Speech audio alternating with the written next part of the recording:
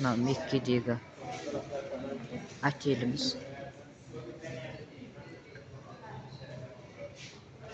Кеше түнде бірінші күні келіп,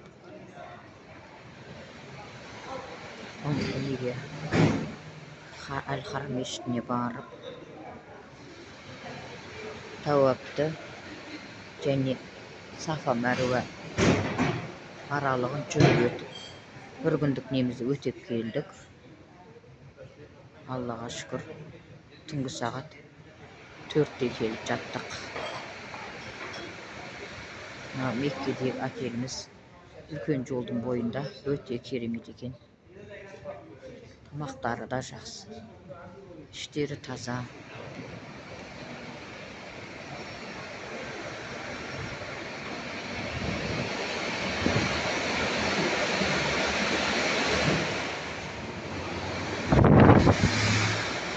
Мынандай дәл жанында осындай тастарды бөліп арасынан қала сала берген.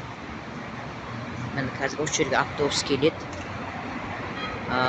Жаңағы Әл-Харам мешіті мен гостиницаның арасы 1 километрдей болады екен. Соған тегін автобус 5 минут сайын жүріп тұрады екен.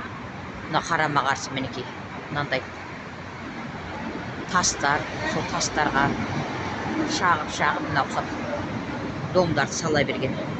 Қазір көрсетем, былай қарайды.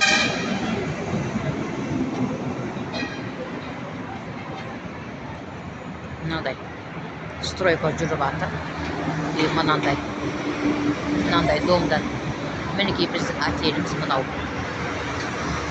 Үлкен жолдың бойында. Енді қазір біз былай қарай шығамыз автобуспен. Тегін автобус. Сол апарып әкеп тұрады екен. Азағына кешеден жүреді екен. Мынандай тастақ. Осындай тастақ жерлер. Сол тасты шағып алып қала тұрғыза берген. Қазір Әл-Харам мешітіне барғанда тағы да түсіретін болам. Үлкен автобус жүргізіп қояды екен.